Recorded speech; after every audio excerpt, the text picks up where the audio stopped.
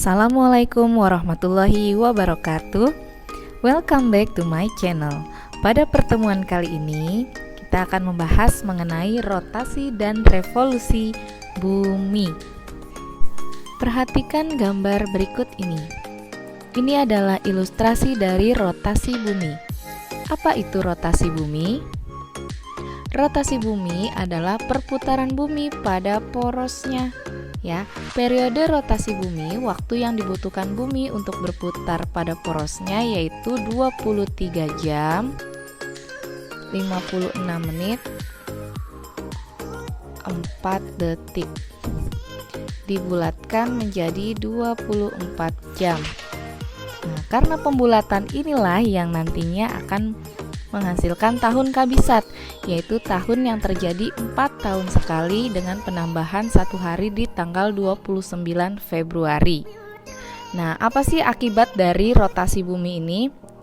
Akibat dari perputaran bumi pada porosnya terjadinya pergantian siang dan malam, perbedaan waktu di bumi yang garis bujurnya berbeda, lalu gerak semu harian matahari, lalu bentuk bumi menggelembung pada khatulistiwa dan pepat pada kutubnya. Lalu adanya perubahan arah angin di khatulistiwa. Ini akibat dari rotasi bumi. Selanjutnya, akibat dari rotasi bumi tadi adanya gerak semu harian matahari. Apa itu gerak semu harian matahari? Seolah-olah matahari bergerak memitari bumi, padahal bumilah yang berputar pada porosnya dan mengelilingi matahari. Nah, gerak perputaran rotasi bumi itu arahnya dari barat ke timur. Nah, inilah yang mengakibatkan seolah-olah matahari terbit dari timur dan tenggelam ke barat. Nah, padahal mataharinya tidak bergerak karena matahari itu adalah pusat dari tata surya.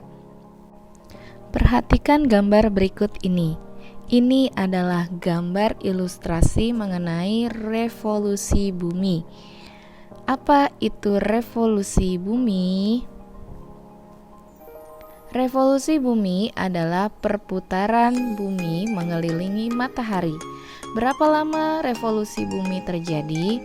Dalam satu kali mengelilingi matahari, bumi memerlukan waktu yaitu 365/4 hari. Atau digenapkan 1 tahun. Inilah yang sebagai acuan kalender Masehi.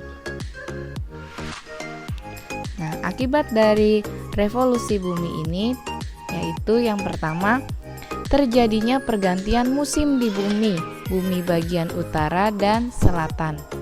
Lalu terlihatnya rasi bintang yang berbeda di tiap bulan. Lalu terjadi perbedaan lamanya waktu siang dan malam. Lalu yang keempat yaitu gerak semu tahunan matahari. Selanjutnya yaitu tadi akibat revolusi bumi akan mengakibatkan gerak semu tahunan matahari. Apa itu gerak semu tahunan matahari? Gerak semu tahunan matahari itu dalam 1 tahun seolah-olah matahari posisinya berubah-ubah di utara dan selatan. Seperti pada gambar berikut. Ini matahari ya, dan ini bumi yang mengelilingi matahari. Nah, pada 4 tanggal tertentu yaitu 21 Maret, 21 Juni, 23 September dan 22 Desember itu posisi matahari terlihat dari bumi itu seolah-olah berbeda. Ya, yang pertama kita lihat dari posisi di bulan Juni. Bulan Juni itu disebut dengan solstice, ya. Nah, bulan Desember juga solstice. Bulan September dan Maret itu disebut dengan equinox, ya.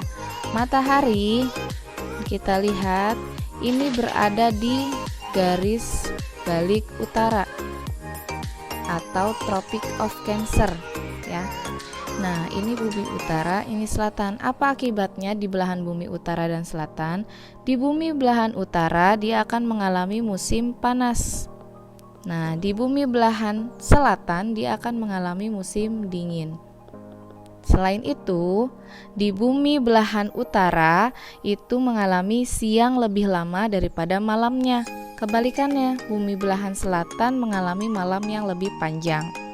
Nah, selanjutnya di bulan September. Di bulan September matahari itu berada di posisi khatulistiwa atau ekuator, disebut dengan equinox. Nah, di sini apa yang terjadi antara bumi belahan utara dan bumi belahan selatan? Bumi belahan utara dan bumi belahan selatan itu mengalami siang dan malam yang sama panjang. Bumi utara mengalami musim gugur, bumi belahan selatan mengalami musim semi. Nah, selanjutnya di bulan Desember, tanggal 22 Desember, solstice, matahari berada di garis balik selatan, GBS, atau di Tropic of Capricorn. Nah, di sini bumi belahan selatan, di sini bumi belahan utara. Apa yang mengakibatkan bumi belahan utara dan selatan ketika matahari ada di GBS atau garis balik selatan? Di bumi bagian utara akan mengalami musim dingin. Bumi bagian selatan akan mengalami musim panas.